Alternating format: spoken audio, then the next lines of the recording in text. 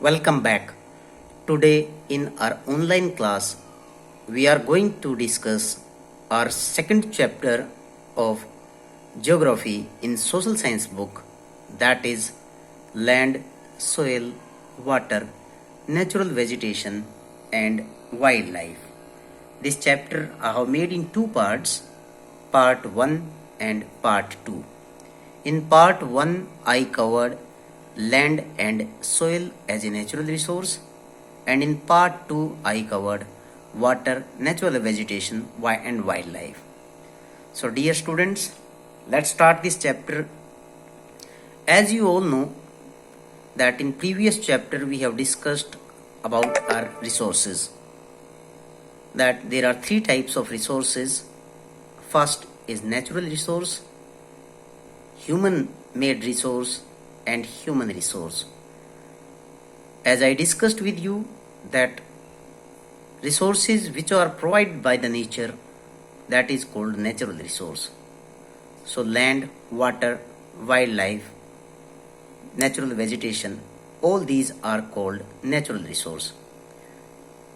If we take first part of this natural resource, that is land, you can see in this pie chart that on the earth surface 71% area is covered with water. You can see in this red color, and the remaining part 29%, that is land.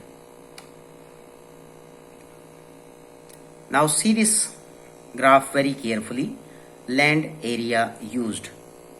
Out of the 100% land area, 30% area that is used for the 90% population. It means only 30% part of the land that is for the people, where people are utilizing it and inhabiting on that part of the land, whereas 70% part of the land that is uninhabited sparsely. Meanwhile, on that part of the land we have mountains, plateaus, deserts, etc. Coming to next slide, what is the causes of uneven distribution of population in the world? Means why population is distributed unevenly, means why it is not same in all the parts of the world. So we have some points. First is rugged topography. Here it refers the physical features are terrains, mountains, plains. There are some areas which are covered with the mountains, some areas having plains, coastal areas, some areas are having plateaus, some areas, means all these areas are having different topography where the life is different. Steep slopes of the mountains. On the steep slopes of the mountains also life is very difficult. It is very difficult to carry the things and resources on the top part of the mountain areas. That's why on the mountains very less population, very few people are living on the mountain regions. Most of the time mountains are covered with the snow cap. Then the third point is low-lying areas. Low-lying areas are those areas which are generally considered as the valleys. In those areas also very less population is living. Next one is desert. As you know that we have Sahara, Thar, Gobi and many deserts where the population is very less due to the high temperature and less rainfall. Climate is one of the main factor of this uneven distribution of population. In climate we generally see temperature, rainfall, humidity.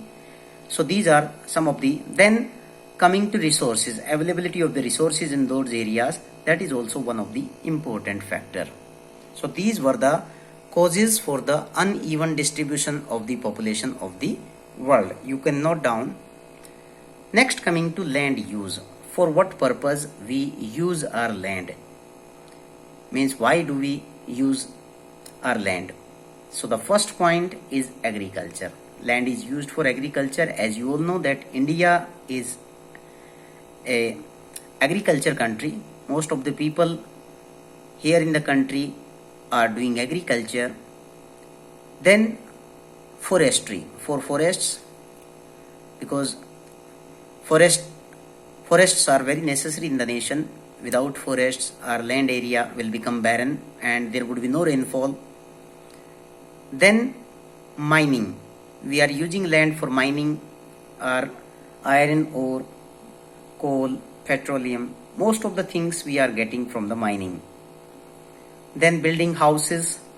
We have built our houses on land. We are doing industrial work. We have made our roads. We are doing industrial work. Means that is also land is used for many purposes. Now we are classifying the land, classification of the land on the basis of the ownership. On the basis of ownership, the land is classified into two parts. First is private land, means that land may be of an individual, and then second one is of community land. Community land refers to that land which is of community, or all people may use that land. For example, our parks, etc. Now coming to next part of this chapter, that is the conservation of the land. How can we conserve, means how we can save our land, because there are many factors of the degradation of land. So how we can save land? So conservation steps are: first, afforestation. We should grow more and more trees. Then second is land reclamation. Land reclamation is also one of the important factor. Regulated use of chemical pesticides and fertilizers, that can be stopped, means there should not be excess use, that has to be regulated. Use of chemical pesticides which we are using in our farms. Check on overgrazing. Generally it happens that if we have more cattle, means the land upper area become clean and there can be more soil erosion in those areas. Coming to next slide, that is the soil, next resource. The thin layer of the grainy substance covering the surface of the earth is called soil, as the top layer, that is called soil. These are the small substances. How soil is formed? These are some of the factors of the soil formation. First is the organic matters. There are some microorganisms which are making this soil by cutting the pebbles and stones. Second, minerals. Generally these minerals are degrading day by day. Third is weathering of rocks. Rocks are weathering continuously. Apart from that, means rivers, rainfall, climate, and some other factors are also there for the soil formation. Factors for the soil formation are: first, the parent rock. Generally igneous rocks are required for that. From parent rock this soil is formed. Then second factor is relief, means relief factors. Relief factor here it refers the physical terrains. In parent rock we have texture, chemical properties, minerals, etc. In relief we have altitude and slopes. Then third is flora and fauna. Meanwhile, the microorganisms which affect the rate of the humus. Next one is time, that determines the thickness of the soil profile. And the another factor is climate. In climate we have temperature, rainfall, and weathering process. Means these are also required. Now let me tell you what is weathering. Weathering is the breaking up and decay of the exposed rocks by temperature changes, frost actions, plants, animals, and human activities. Now coming to next part, degradation of the soil. How soil is degrading, means what are the factors of soil erosion and its degradation. So soil erosion, depletion, human factors, natural factors, these are some of the degradation points. The causes responsible for the degradation of the soil is, first is deforestation, means cutting of the trees.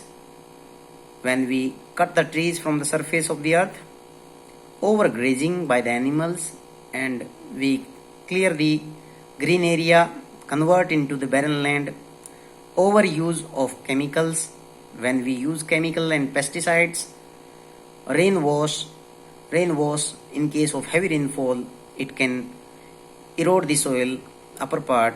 Then landslide is also one of the factor due to earthquake and another factors. Then flood is also responsible for the degradation, because the top layer of the soil that flow from one part to another part.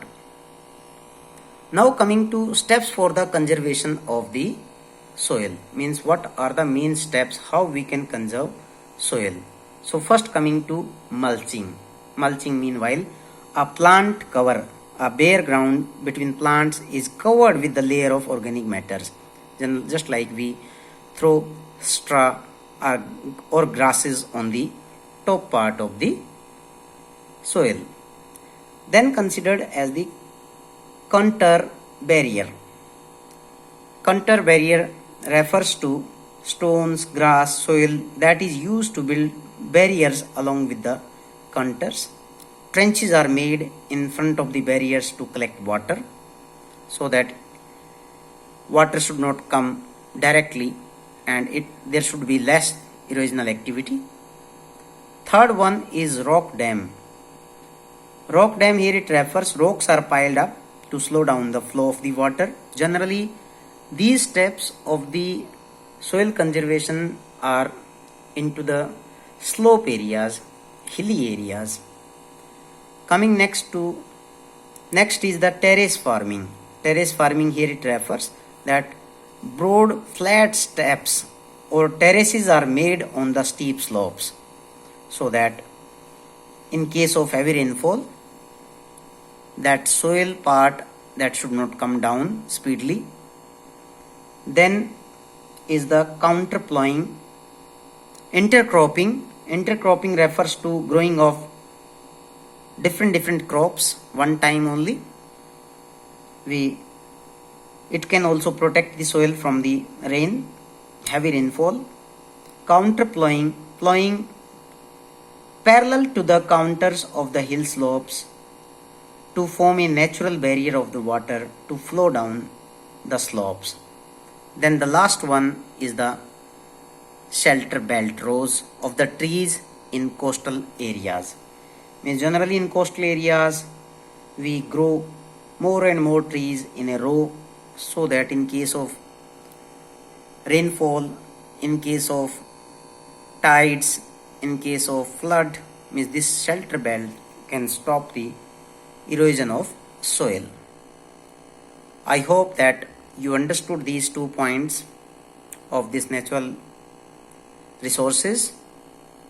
In the next part of this video, this chapter, we will discuss another water, natural vegetation and wildlife.